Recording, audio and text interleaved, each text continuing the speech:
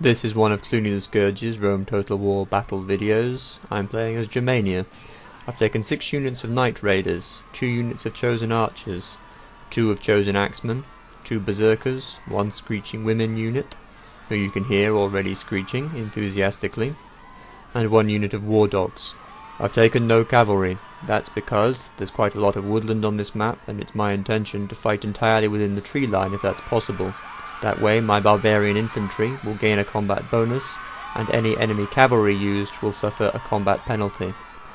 The enemy commander, jlao, commanding Macedon, took 2 units of companion cavalry, 8 of King's Royal pikemen, 4 Cretan archers deployed behind the pikemen, and 1 ballista, an unusual choice for artillery, pretty much completely inappropriate for a non-siege battle. Either catapults or scorpions are the natural choice. My opponent chose to deploy at the very bottom of the slope upon which this map is based. He didn't need to do that. He could have deployed facing me in the woods. However, I suppose that initially he had the idea of trying to deny me the very advantage that I was trying to achieve. So, after I maneuver my army gradually down the hill, keeping them within the woods for as long as possible, we come face to face. My intention now is to use my chosen archers, with the superior range that my height advantage will give me, to sting my opponent into advancing and so come within the woodland.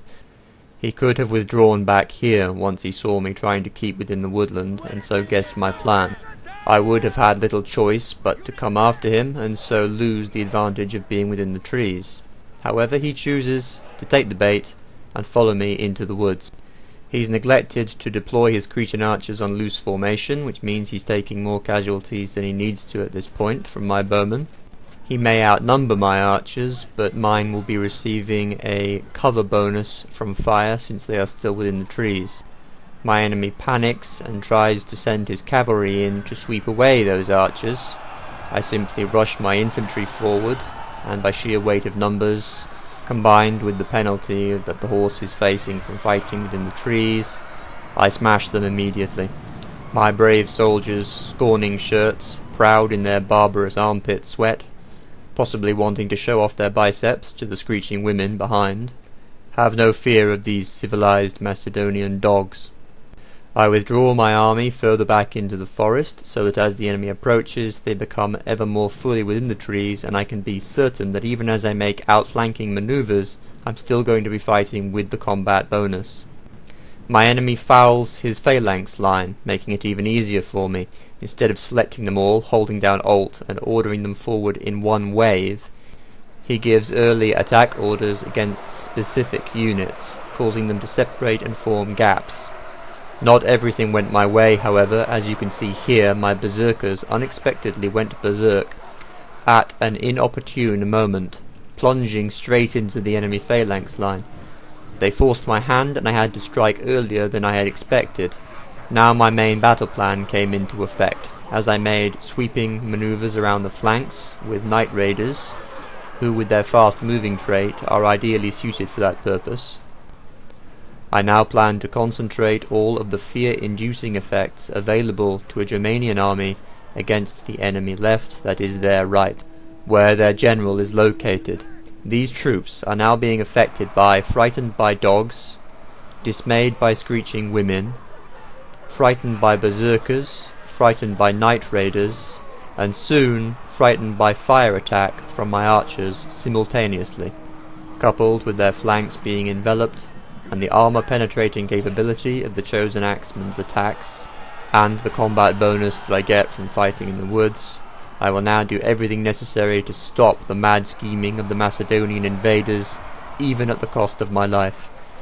Throughout the battle I made sure to keep moving my screeching women forward so that they were always within range for their special ability to take effect. Now, over on the right, simultaneous to the action you've just seen, I made similar flanking movements with my Knight Raiders there. I don't have the advantage of dogs or screeching women here on this wing, but I do have a localized numerical superiority, and that will affect enemy morale also, in the event one of the enemy's units routed the instant I struck them, and I can only attribute that to the concerned by number of enemy effect. plus concern over their flanks being threatened and the attack to their rear. This made it possible to concentrate against the pikemen one unit at a time, as seen here. This is of course the way to fight a phalanx: fix them from the front and then chew them apart from behind. You've already lost, you fool! Anyway, back over on the left, I'm starting to see more concrete results. I don't know if you noticed, but my opponent sent his regrouped cavalry headlong back into the melee, and they were cut down very swiftly, so they've become completely irrelevant now. And that's what I was looking for. The rout begins, the fear effects, combined, have taken their toll. Soon I'll break his general unit, and then I'll be able to transfer my forces over to the other wing if that's where they're needed. Maddeningly, I do not actually get to kill the enemy general. Like a coward, he flees all the way off the battlefield, understanding only too late the power of the Germanian side. Here, back over on the right, I came within a hair's breadth of having those Night Raiders sandwiched between two pikemen units. Fortunately, the one I was concentrating on routed just in time, and I was able to repeat the maneuvers necessary for a fixing and enveloping action against this last unit with 3 separate Night Raiders. This isn't the last I've seen of all of the enemy infantry, because some of their units are going to regroup and I'll have to repeat all this. Perhaps the Macedonians were trying to impress the screeching women too. Whatever their motives, sordid or heroic, these units will have routed and regrouped once already, and that makes their morale much more fragile.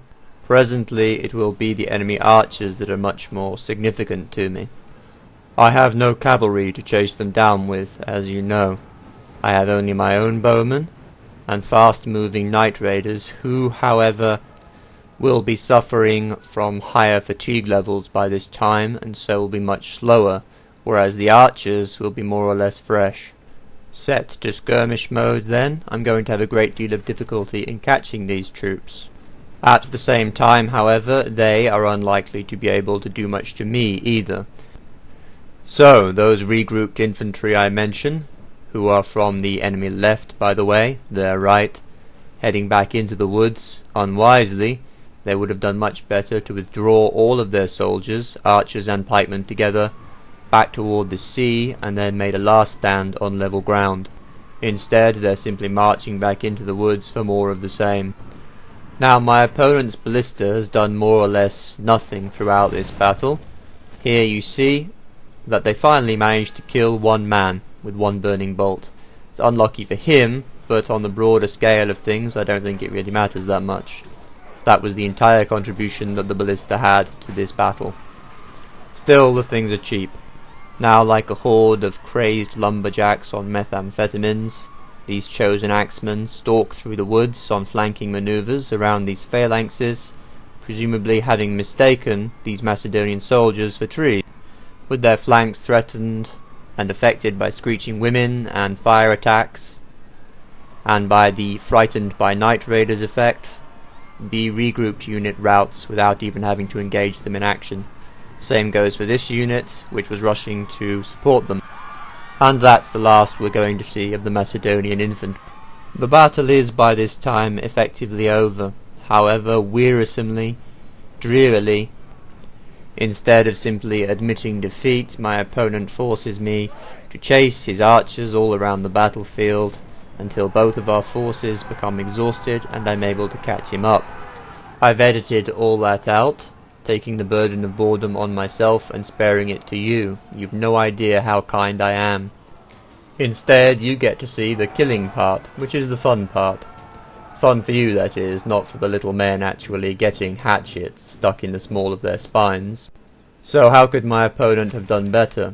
He should have either deployed on the high ground that was available to him to face me evenly, or at least, having deployed at the bottom, he should have withdrawn away from the tree line as I approached him, forcing me to come after him. He should have deployed his Cretans on loose formation in front of his infantry line, not behind it in close formation, When he advanced his phalanxes, he should have held down the Alt key and clicked them to move forward instead of giving them specific attack orders, and he should have waited to use his cavalry.